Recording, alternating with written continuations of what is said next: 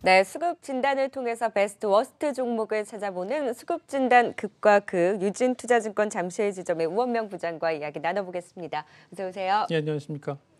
네, 일단 오늘 시장 흐름 다행히 좀 주춤하나 했는데 다시 한번 또 상승폭을 키우면서 반등에 나서주고 있는 시장입니다. 오늘 시장의 반등 좀 어떻게 지켜보셨어요? 일단 뭐 보시는 그대로 외국인 수급이 양호하게 유입이 되면서 상당히 특히 이제 코스피 시장이 상당히 좀 강세를 좀 보여주고 있는데요. 보시면 현재 보시면 외국인이 이제 코스피 시장에서 한 1,400억 정도 순매수. 물론 이제 기관 투자가들도 250억 정도 이제 같이 매수를 이제 덧붙여주면서 시장이 좀 강하게 좀 올라가고 있다고 판단이 되는데요. 잘 아시는 것처럼 상당히 좀 불안했었죠. 어제 같은 경우 장중에 지수 자체가 20포인트 이상 빠지면서 장 끝까지도 좀 빠지면서 좀 불안 심리가 좀 커졌었는데 다행스럽게도 중동 지역 분쟁 가능성 관련해서는 역시 아직까지도 잘 아시는 것처럼 이제 그 불확실성이 상당폭 남아 있죠. 어떤 형태로 전개가 될지는 조금 불확실성이 남아 있지만 그 시장 전체적으로 보신다면은 역시 이제 그 이를테면 정치나 군사적인 요인에 따라 어떤 비체계적인 위험에 시장이 노출됐을 때 영향을 받는 부분들은 역시 좀 제한적이다라는 그런 어떤 흐름이다라고 좀 판단해 볼 수가 있겠고요. 구체적으로 보신다면 이제 수급적으로 역시 이제 IT 대형주들 삼성전자를 비롯해서 SK하이닉스 기타 IT 대형주들이 물론 이제 시세를 오늘 강하게 뿜어내고 있지는 못하지만 어쨌든 시세 안전판 역할. 어제 같은 경우도 사실은 두 종목 같은 경우는 거의 그렇게 빠지질 않았거든요. 그래서 시세 안전판 역할을 충실히 해주고 있는 그런 흐름 속에서 특히 오늘 같은 경우는 이제 상대적으로 중국 소비와 관련된 업종 쪽으로 상당히 그 수급이 강하게 유입이 되면서 이제 주가가 좀 많이 올라가는 흐름들 호텔 신라나 신세계 같은 종목들이 5% 가까이 올라가는 그런 강세를 좀 보여주고 있다 판단이 되고요. 그 이외에 보시면 이제 개별적인 이슈를 가진 종목들 예를 들면 오늘 같은 경우 보안 관련주나 아니면 장중에 신라젠 같은 그 네, 바이오 종목 맞아요. 일부 종목들이 개별적인 이슈를 통해서 보시면은 주가가 그 전보다 상당히 좀 강하게 반응을 합니다. 그래서 이런 부분들은 아무래도 단기적으로 수급이 좀 강하게 쏠리는 그런 현상들이 종목별로 이어지고 있다 이렇게 이해하시면 될 것 같습니다. 네, 자 오늘 또 외국인이 코스피 시장에서 1,400억 원까지 매수세를 보이고 있는데 참 재밌는 건 이런 중국 소비 관련주에 대한 매수가 두드러지고 삼성전자, SK하이닉스를 비롯한 전기전자 업종에 그러니까 시장에 대한 매수보다는 일단 전체적으로 좀 분산된 외국인의 매수가 들어오고 있다라는 부분이 굉장히 특징적인 하루입니다. 그래서 오늘 삼성전자, SK하이닉스 대비 이제 다른 종목들의 실력이 더 강하게 나타나면서 또 지수 상승을 함께 이끌어주고 있는데요. 최근에 또 수급의 특징을 좀 짚어봐야 되겠죠. 사실은 지난 연말에 1월 효과를 좀 기대를 좀 많이 했었는데요. 사실은 전체적으로 수급도 그렇고 이제 주가 흐름들도 기대에 좀 미치지 못하는 흐름이 나타났죠. 그러다 보니까 이제 지난 연말과 연초 수급들 보시면 이렇게 긍정적이지만은 않았고요. 보시면은 코스피 시장 같은 경우는 외국인들은 상당히 소극적으로 대응을 했습니다. 그래서 아주 소폭의 순매수로 마감을 그러니까 지난 어제까지 이야기입니다. 그래서 요 정도 수준에 머물렀고요. 전체적으로 이렇게 기관들이 좀 주식을 많이 팔았습니다. 그래서 한 1조 한 1,800억 정도 코스피 시장에서 매도를 보였고 코스닥 시장 같은 경우는 어쨌든 외국인 기관 공이 전체적으로 좀 매도를 보여주면서 역시 말씀드린 대로 개인 투자자분들이 1월 효과 저도 사실 1월 효과를 조금 기대를 했었는데 그것보다 상당히 못 미치는 그런 어떤 주가 흐름들이 나타났고 이런 부분들은 역시 지금 방금 말씀드렸던 수급적인 그런 어떤 긍정적인 부분들이 따라주지 못했기 때문에 그런 어떤 주가 흐름이 나타났다 이렇게 이해하시면 될 것 같습니다. 네, 전체적인 이제 수급적인 흐름과 맞물려서 이제 종목별로도 좀 선별을 해봐야 될 텐데요. 최근 일주일 동안 외국인과 기관이 많이 샀던 매수 상위 종목도 어떤 종목들이 또 올라와 있을까요? 일단 외국인을 기준으로 말씀을 드린다면 코스피 시장에서 외국인들 같은 경우는 KB금융을 일단 좀 많이 매수를 했습니다. 물론 기간 등장률로 보시면 KB금융 같은 경우는 기간 대비해서 한 3% 정도 가량 하락을 했는데요. 잘 아시는 것처럼 이제 배당락 이후에 은행주들 같은 경우는 계속해서 이제 매물이 나오는 특히 이제 기관 쪽에 매물이 나오고 그런 부분들을 이제 외국인들이 좀 이렇게 사주는 역할을 했지만 어쨌든 간에 기관들의 매물 압박이 더 강했기 때문에 주가가 좀 빠지는 흐름이었다 이렇게 이해하시면 될 것 같고요.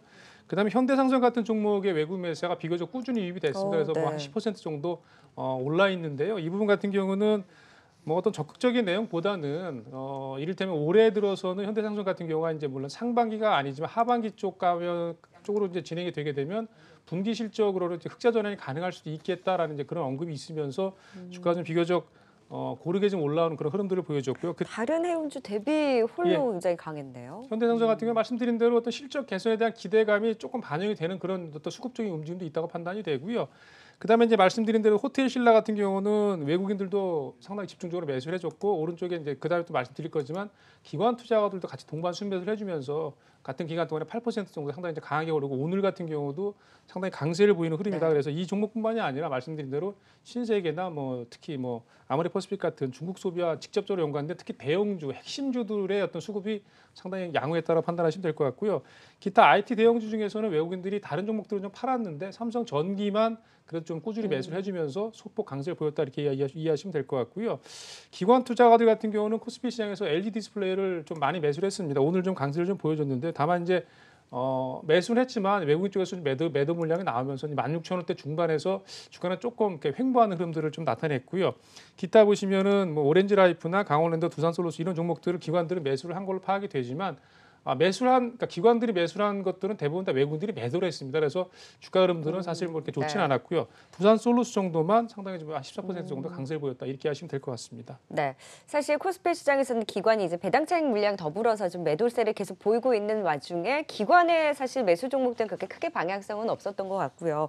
외국인의 수급 안에서도 사실 호텔 신라에 대한 뭐 매수라든지 현대상선과 같은 좀 이제 특이하게 이런 종목들 중심으로 또 매수가 호텔 신라는 또 동반 매수가 들어왔다는 부분 굉장히 또 특징적입니다. 코스닥 시장에서는 역시 IT주에 대한 매수가 두드러졌을까요? 뭐 그런 부분이 없잖아 있는데요. 사실 그 강도는 좀 약했고요. 코스닥 시장 같은 경우는 외국인들이 뭐 SFA 반도체나 캠시스, RF텍 같은 종목들을 좀 매수를 해주면서 일부 이제 그 비메모리 반도체 쪽에서 주가가 좀 덜 올랐던 부분들이 조금 더 올라오는 그런 흐름들을 보여줬고요. 기타 아가방 컴퍼니 같은 종목은 앞서 말씀드린 대로 중국 연관, 뭐 중국 소비와 연관된 부분들이 같이 좀 반영이 되면서 비교적 한 8% 정도 주가가 좀 강세를 보였다고 이해하시면 될 것 같고요.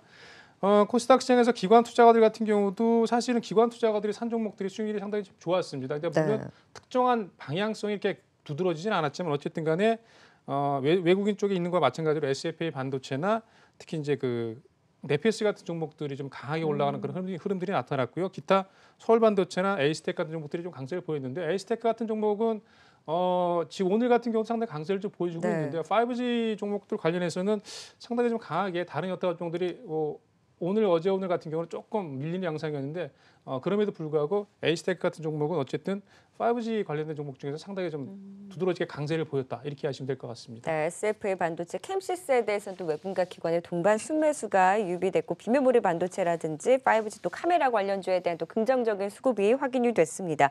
이런 부분들을 다 감안을 했을 때 그러면 이번 이제 방송에서 수급 베스트 종목으로 꼽힌 종목은 어떤 종목일까요?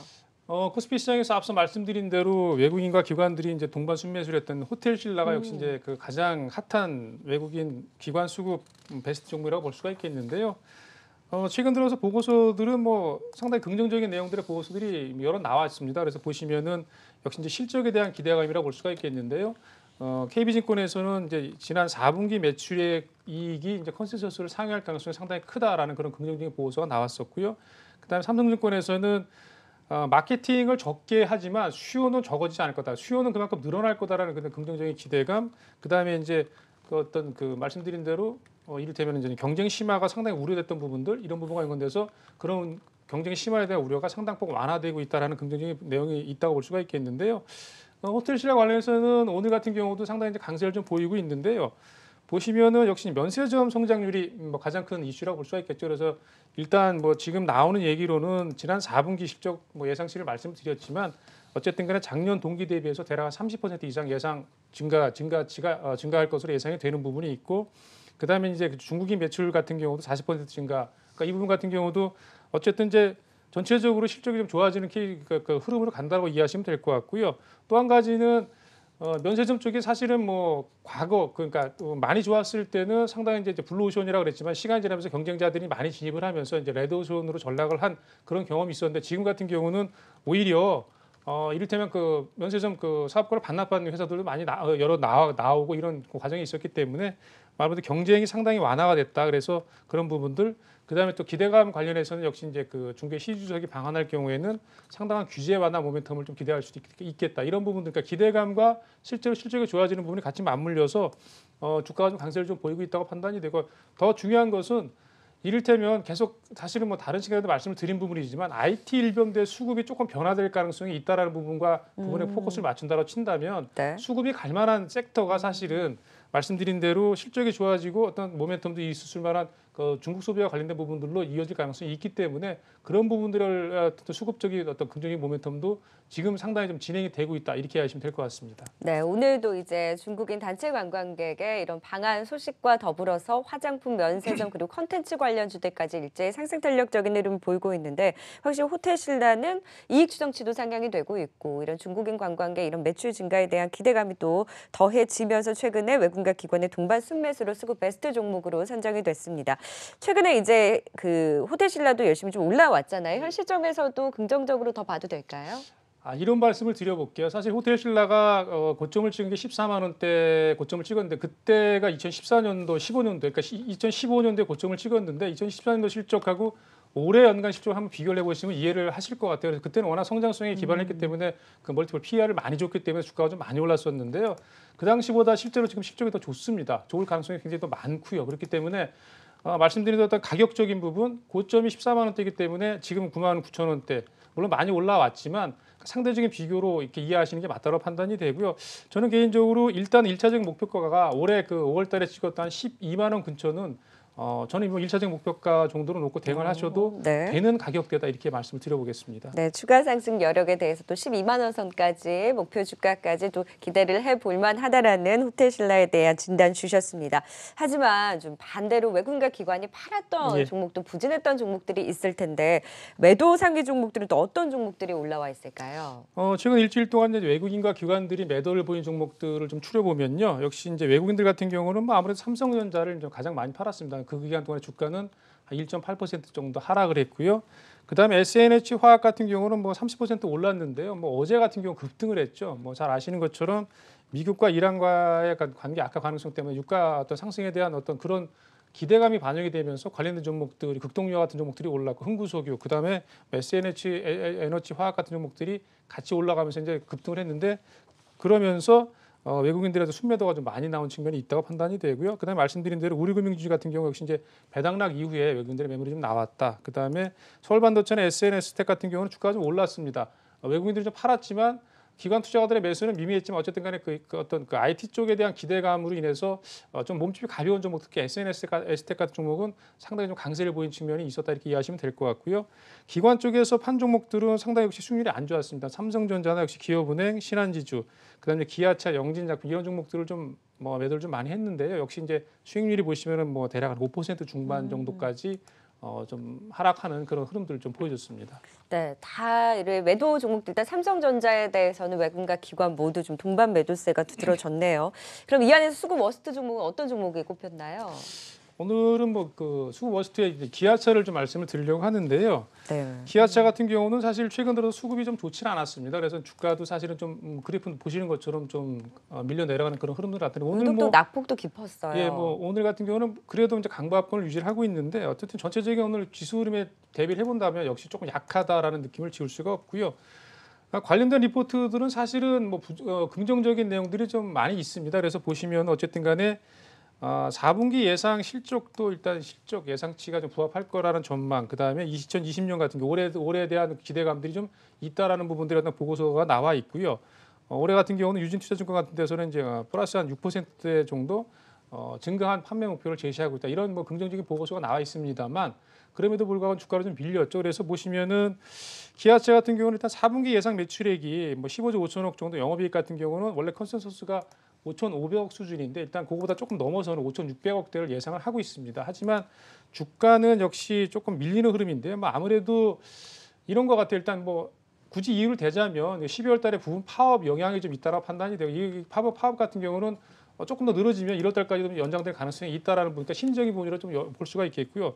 또 한 가지는 역시 이제 그 자동차 완성차 업계 쪽에서는 상대적으로 이제 수급을 유인할 만한 모멘텀이 조금 다소 부족하다. 그래서 그러니까 상대적인 얘기입니다. 그러니까 뭐 절대 나쁘다라는 의미가 아니고 상대적으로, 그러니까 예를 들면 뭐 5% 올라갈 거냐, 10% 올라갈 거냐. 그럼 상대적으로 5% 올라갈 부분을 포기하고 10% 올라갈 부분을 살 수밖에 없는 그런 어떤 수급적인 논리에 의해서 아무래도 모멘텀이 좀 다소 부족하다. 그래서 실적이 나쁘지는 않고 조금 개선될 가능성이 있지만 그 부분 같은 경우는 조금 확인이 필요하다라는 측면에서 시장에서 조금 관망세를 보이는 그런 흐름으로 판단이 되고 그러다 보니까 지수가 좀 올라갈 때 좀 더디 올라가는 그런 주가 흐름이 나타났다. 이렇게 이해하시면 될 것 같습니다. 사실 쭉 살펴보면 증권사의 의견이 나쁘지는 않은데 뭔가에 확 끌어줄 만한 모멘텀에 대해서는 다소 좀 부재한 가운데 확인을 하려 하는 좀 심리가 더 작용을 하고 있는 좀 기아차에 대한 진단을 주셨습니다. 최근에 또 현대 기아차 제작 결함 이슈가 나오면서 비용적인 부담에 대한 이슈도 나왔고 여기 환율도 이제 워낙 강세 움직임이 나오다 보니 다른 쪽에서 활발한 움직임이 나올 때 상대적으로 자동차 관련주들이 수급에 대해서는 다소 좀 소외를 받았던 것 같은데요. 그렇다면 현 시점에서 기아차는 어떤 대응이 좀 필요할까요? 일단 가격적인 부분은 뭐 크게 부담은 없다라 판단이 되는데 실적과 연관지어 볼 때.